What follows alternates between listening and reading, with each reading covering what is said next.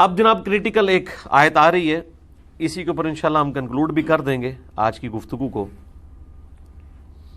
للفقراء الذین احصروا فی سبیل اللہ، صدقہ اور خیرات کے حقدار سب سے زیادہ وہ لوگ ہیں جو اللہ کی راہ میں روک لیے گئے ہیں. لا یستطیعون ضربا فی الارض، انہیں اتنی فرصت ہی نہیں کہ زمین میں چل پھر کے اپنی روزی کما سکیں. یہ اللہ کی راہ میں روک لیے گئے ہیں. آپ کے تو دماغ میں آ رہا ہوگا کہ وہ کہیں جہاد کرنے گئے تھے تو کافروں نے قید کر لیا. نہیں، یہاں یہ مراد نہیں ہے. ساتھ جو لفظ ہے وہ اس پہ غور کریں کہ ان کے پاس اتنا ٹائم ہی نہیں کہ وہ اپنا رزق کما سکیں، اللہ کی راہ میں روک لیے گئے ہیں. اس سے مراد اسپیسیفکلی اصحاب صفہ تھے جو اللہ کی راہ میں مسجد نبوی میں روک لیے گئے تھے. وہ پورا دن حضور علیہ السلام سے تعلیم حاصل کرتے تھے. 155 اصحاب تھے وہ، جن میں حضرت ابو ہریرہ اور ابو درداء بھی شامل ہیں رضی اللہ عنہما. تو اب وہ بخاری مسلم دونوں میں یہ حدیث بھی ہے. سیدنا ابو ہریرہ کہتے ہیں کہ میرے ساتھی کہتے ہیں کہ ابو ہریرہ اتنی حدیثیں بیان کرتا ہے، ہم لوگ تو وہ اتنی حدیثیں بیان نہیں کرتے. تو انہوں نے پھر اپنی جسٹیفیکیشن دی ہے کہ میرے جو باقی ساتھی ہیں ان کو تو دن کے وقت محنت اور مزدوری سے فرصت نہیں ملتی، اور میں پورا دن حضور کے ساتھ ہوتا ہوں، آپ سے سوال کرتا ہوں، آپ مجھے بتاتے رہتے ہیں، تو میں حضور سے وہ باتیں یاد رکھ لیتا ہوں. تو یہ جینون چیز ہے کہ جو بندہ ٹیچر کے ساتھ ہر وقت اٹیچ رہے گا اس کا جو نالج کا لیول ہے باقی لوگوں سے زیادہ ہوگا. تو اللہ تعالیٰ ہمارا سب سے زیادہ تمہارے صدقات کے حقدار وہ لوگ ہیں جنہوں نے اپنی زندگی دین کے لیے وقف کر دی ہے. تو یہی آیت ہے جس کی پلی لے کے آپ کے مدرسے اور یہ سارا سسٹم چل رہا ہے. ہم ان چیزوں کے خلاف نہیں ہیں. ہمارا کہنا یہ ہے کہ اس کی بنیاد کے اوپر جدادیں منانا اور عیاشی کی زندگی گزارنا یہ حرام ہے. اس کی اللہ نے اجازت نہیں دی ہے. اس کے اندر صدقات ایسے لوگوں کو دینے ہیں.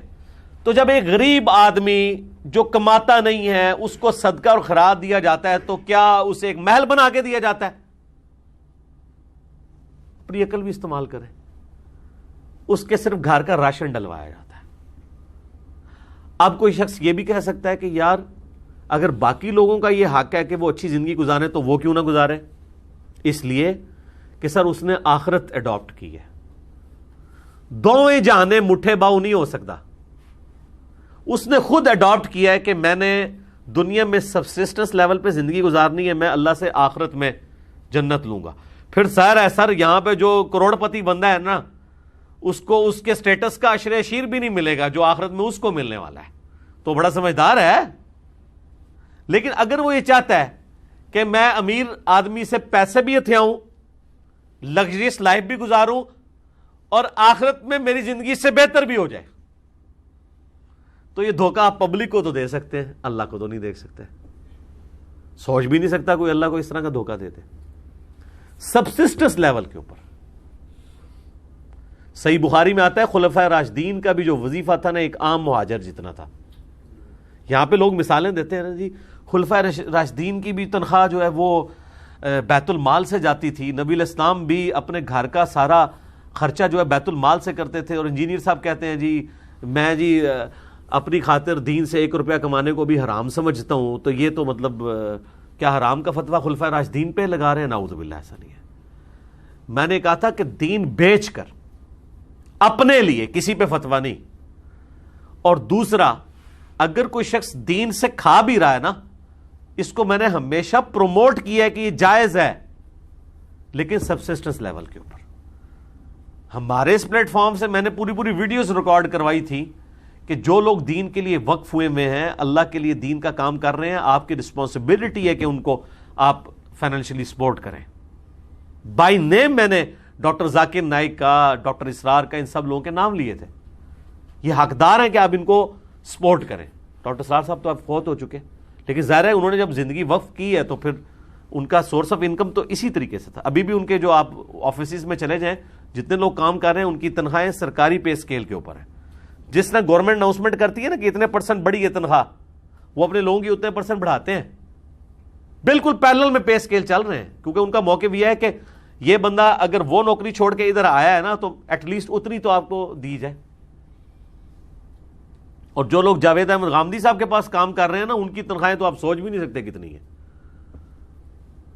وہ میرے بھائی 80s 90s میں 50,000 1 لاکھ روپے تنخواہ دیتے رہے, جب لاکھ روپے دیکھا بھی کسی نے نہیں ہوتا تھا. ان کا موقف یہ تھا کہ یہ انٹلیکچوئلز لوگ ہیں, یہ اتنے ذہین ہیں کہ اگر یہ اپنی یہ ساری ذہانت دنیاوی طور پہ لگائیں تو اس سے زیادہ کما سکتے ہیں, تو اگر میں ان کو دین میں یوز کر رہا ہوں تو میں ان کو وہ دوں گا. بہرحال اسلام یہ کہتا ہے سبسسٹنس لیول پہ آپ لیں گے, جو دین کے لیے وقف ہے وہ دین سے کھا سکتا ہے. امام مسجد کی تنخواہ نماز پڑھانے کی نہیں, دین کے لیے وقف ہونے کی. اگر وہ نماز پڑھا کے بھاگ جاتا ہے اس کی 1 روپیہ تنخواہ نہیں ہونی چاہیے, کیونکہ نماز تو اس نے خود بھی پڑھنی تھی. کہتے ہیں نہیں نماز نہیں, وقت کی لے رہا ہوتا ہے. وقت کی کیوں لے رہا ہوتا ہے؟ نماز میں اتنا ہی وقت لگانا ہوتا ہے. یہ تو نہیں لادا اپنی جا کے پھر لادا پڑھتا ہے. ایک تنخواہ والی, ہاں اس طرح اگر وہ کر لے کہ تنخواہ والی لادا پڑھ لے نماز, اور پھر ایک اور اپنی بھی پڑھے, اور وہ اللہ تعالیٰ سے کہ یا اللہ یہ وہ ہے جو بغیر تنخواہ والی ہے, وہ میں نے وقت دیا تھا, پھر تنخواہ لے لے. ہاں جو قرآن کی تعلیم دے رہا ہے اس کی تنخواہ لے سکتا ہے, اس کو سپورٹی بخاری مسلم میں حدیث موجود ہے, میری اس کے اوپر ویڈیوز ریکارڈڈ ہے. لیکن ان سارے معاملات میں سبسسٹنس لیول کے اوپر ہے, جائیدادیں نہیں بنانی ہیں. اگر کوئی شخص جائیدادیں بنانے کے لیے مال اکٹھا کرتا ہے تو یہ ہے حرام. اب اس کانٹیکسٹ میں آپ کچھ احادیث ہیں میں یہاں پر بیان کر دوں, پہلے اس آیت کو مکمل کر لیں, اسی پہ ہم کنکلوڈ کر دیتے ہیں. یحسبہم الجاہل اغنیاء من التعفف. اللہ تعالیٰ فرماتا ہے کہ یہ وہ غریب لوگ ہیں جو یعنی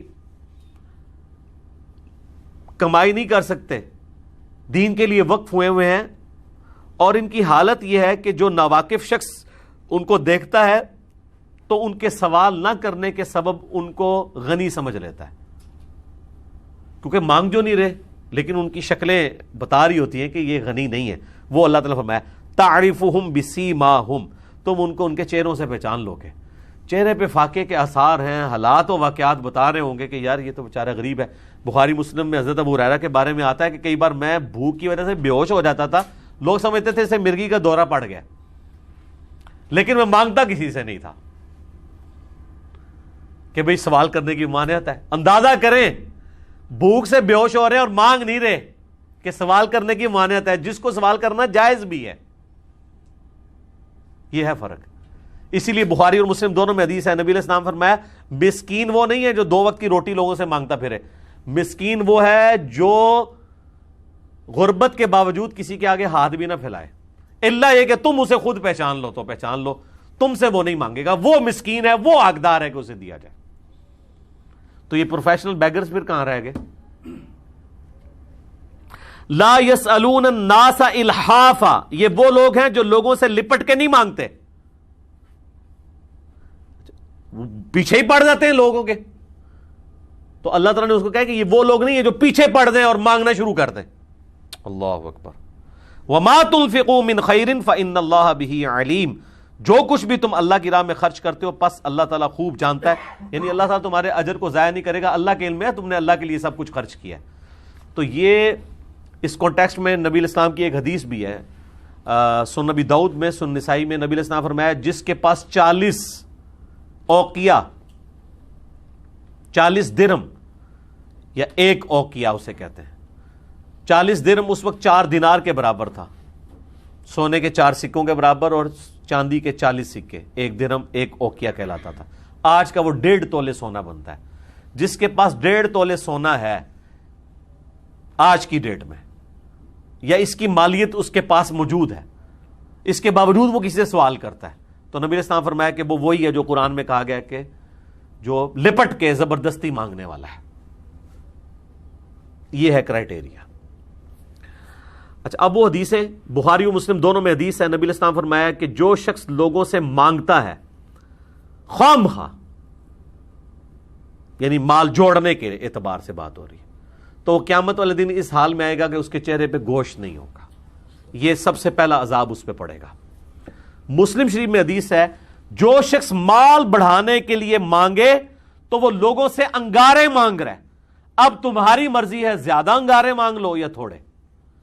جو میں نے کہا تھا نا کہ جو شخص دین کے لیے وقف ہے نا وہ سبسسٹنس لیول پہ دین سے کھا سکتا ہے. یہاں پہ مسلم شریف کی حدیث میں آ گیا, نبی علیہ السلام فرمایا کہ جو شخص مال بڑھانے کے لیے مانگ رہا ہے نا وہ دوزخ کی آگ جمع کر رہا ہے. تو یہ مال بڑھانے کے لیے کر رہے ہوتے ہیں نا.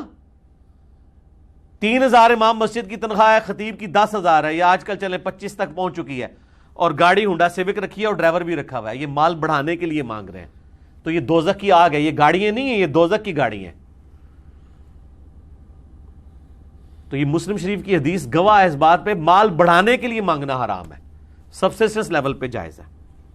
پھر مسلم شریف کی ایک حدیث ہے کہ 3 طرح کے لوگوں کو اجازت ہے کہ وہ مانگ سکتے ہیں. نمبر 1, جس کی کوئی ضمانت بھر لے کہ ہاں اس کو آپ ادھار دے دیں, انشاءاللہ جب یہ خوشحال ہوگا تو آپ کو واپس کر دے گا, وہ مانگ سکتا ہے. نمبر 2, جو شخص اتنا آفت کا شکار ہو کہ اس کی ہر چیز ختم ہو جائے, جس طرح بھی یہ بیروت کے اندر دھماکے ہوئے ہیں, لوگوں کے گھر تک اجڑ گئے, ختم ہو گئے.